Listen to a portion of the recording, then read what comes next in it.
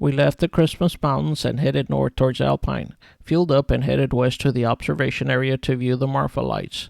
We then set up camp in Marfa at an RV park. Night got a little chilly, but the stars remained beautiful.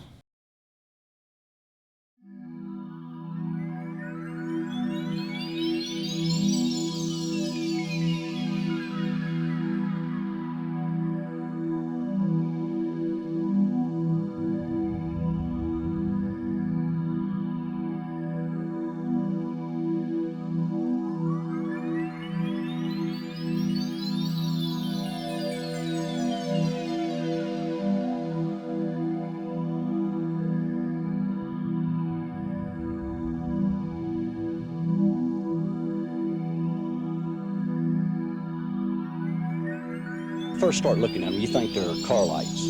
But when they split up, one jumps this way and one jumps that way, well, it can make a believer out of you real quick.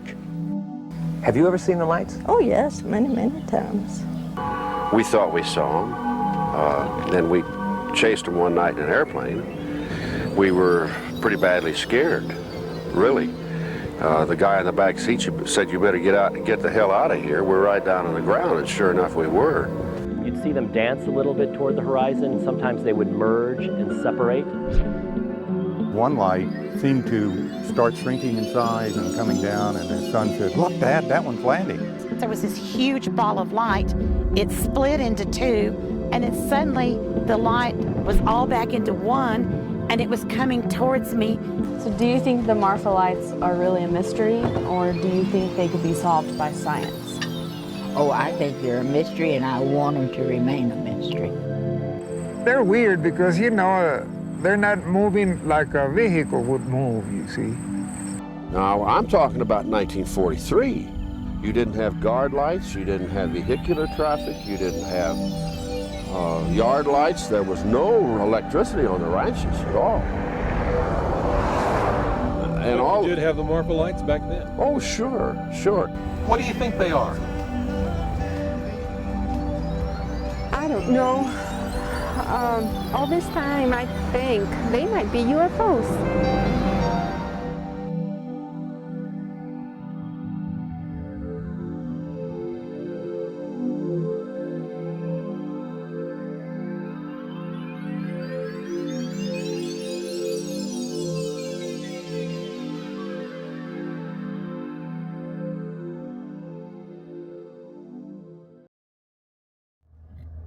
Good morning.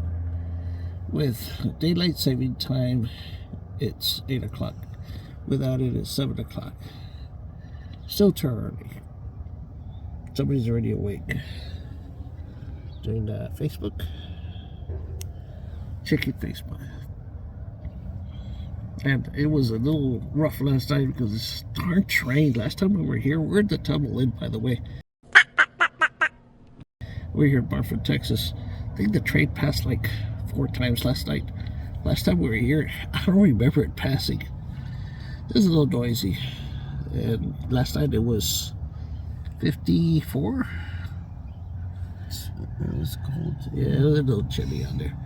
But we tried this electric blanket, and it actually works really good because you turn it on and it warms the air inside this little tent. It's a lot pleasanter. Last time we were in the Grand Canyon's North Rim, they were out there freezing. But I got smart, I got it. And actually it works pretty good. But anyways, good morning. Here's what it looks like outside. That's where the train passes.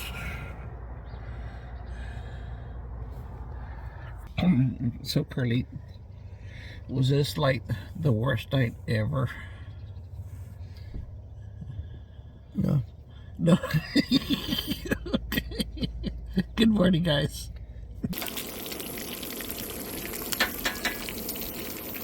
Cooking breakfast. Bacon. Got the eggs coming along. And some orange juice. Let me see your orange juice. Right there. Pepsi. Yeah.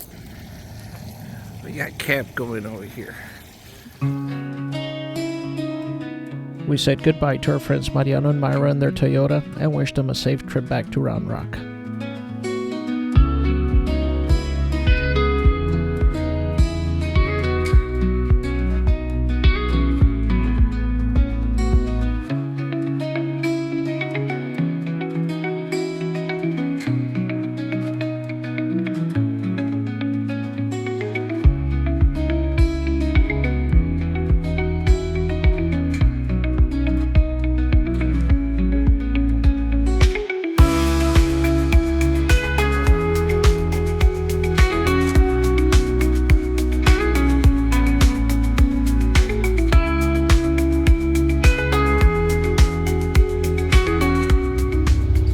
headed to the McDonald Observatory.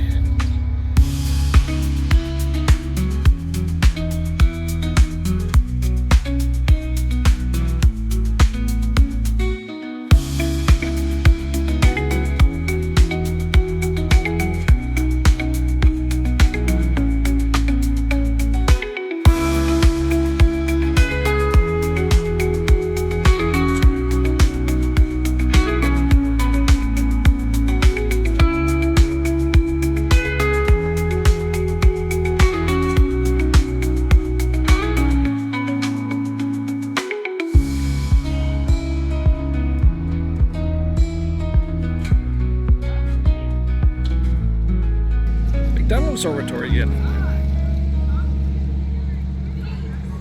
Yeah, let's go inside.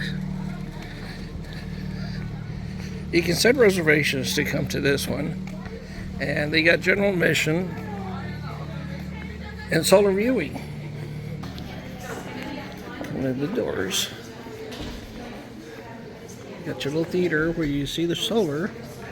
Got a gift shop over here to the right. We got the self-guided tour and the 108, I believe, inch telescope. They have another one. It's like 80 something inch. That's like kind of old, but there is tours for that. Now we're out here. It's like a little sitting area. And we're looking at this one. I was telling Carlene that this thing here is, remember Star Wars? The Empire Strikes Back when they were out there in the icy planet?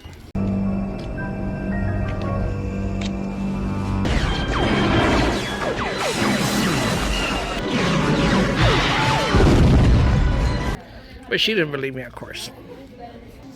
So you notice the guys? We don't have anything. Let's check out the girls. See, they are the shoppers. We're doing the tour of the telescopes, and first we go to our visitor center. They give us a little introduction, and we hop on some shuttle buses. You can take your car, but it's highly recommended to hop on the shuttle buses. So we're here in the shuttle bus with Jay. She's a stunt driver for today. She's going to take us out there four-wheeling in a shortcut up to the mountain. Just don't tell the University of Texas you do it. We're getting whiplash for tipping. All right, we made it up here. Gonna go see the 107-inch telescope. And Jay kept us really safe coming up. This is Jay. Hi! That's a second telescope that we're gonna go to. And our tour guide said that the employees live over here. Some do. Some of the astronomers, they also live over here because they work there at nighttime.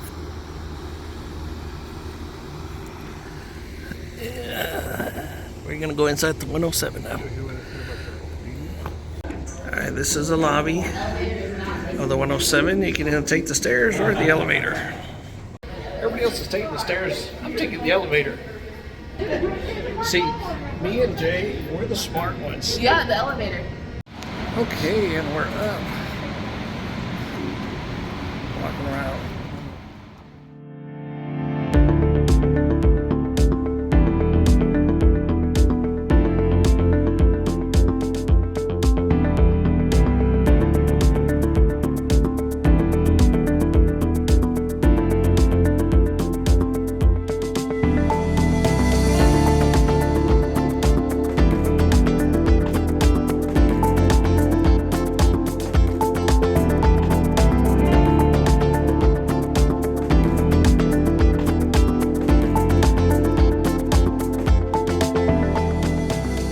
This telescope was named after Harlan J. Smith, the first director of the McDonald Observatory from the University of Texas.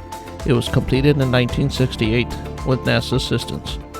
The telescope is used to study stars, galaxies, and planets around other stars.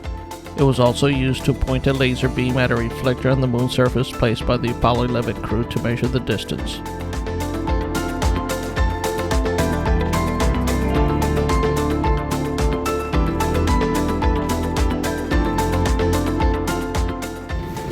the other easy way down the stairs.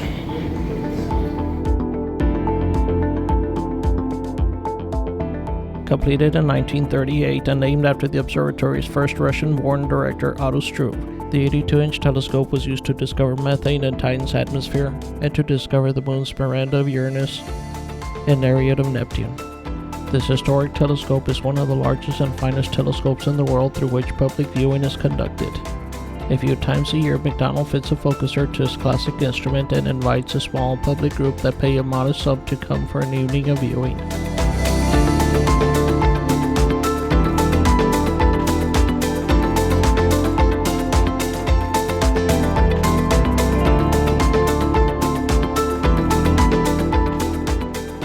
With its 433-inch mirror, the Hobby Everly telescope is one of the world's largest optical telescopes. It was designed specifically for spectroscopy, the decoding of light from stars and galaxies to study their properties. This makes it ideal in searching for planets around other stars, studying distant galaxies, exploding stars, black holes, and more. The telescope's unique design allows for the construction of a very large modern telescope at a fraction of the cost. The telescope mirror looks like a honeycomb. It is made up of 91 hexagonal mirrors that form a reflecting surface. Yeah, that's pretty big. This one's all open, just got all the little mirrors right there in the middle. That's the tracker. There are the mirrors.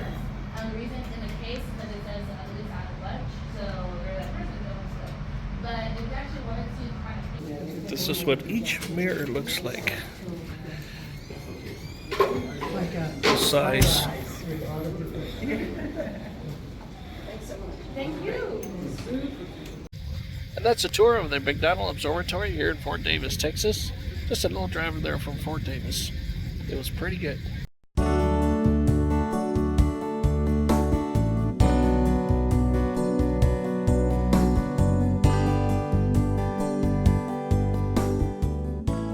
Our tour finished at 4 p.m. We headed back to Fort Davis to check into our Airbnb. Just be aware that your dining options are very limited until later in the evening. We grabbed a bite to eat from a food truck, settled in our rooms, then went back to the observatory for the night star party.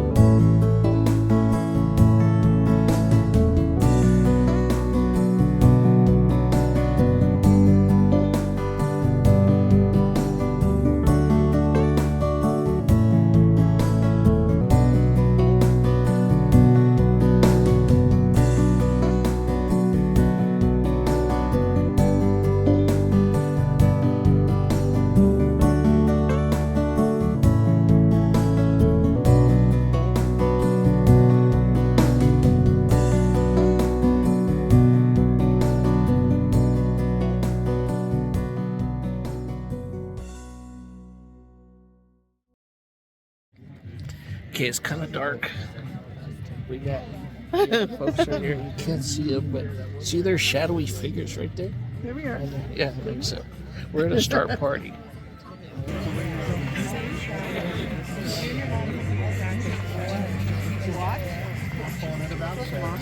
So I'm here with my posse. The ones that you can't see, but they're here.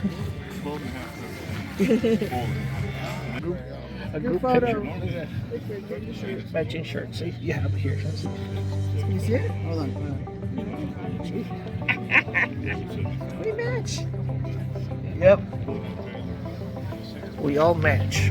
We have to take have somebody take a picture of this. Star parties are approximately 2 hours in length and are fun for the entire family. To ensure program participation, make reservations in advance. Star parties frequently sell out during busy periods. Dress appropriately for the weather. The star parties take place outdoors. During fall through early spring, considering bundling up, as temperatures can be in the 30s or colder. Check their website for more information. Visitor Center staff point out brighter stars and constellations, discuss the mythology of some constellations, and relate our scientific understanding of objects seen in the night sky. Guests rotate among a number of telescopes, viewing different objects with guidance from staff and volunteers. Their telescopes range in aperture from 8 inches to 22 inches. On this night, we got to see the comet again along with Saturn, the Ring Nebula, Andromeda, and the M80 star cluster. Thank you for watching our adventures to Big Bend and points beyond.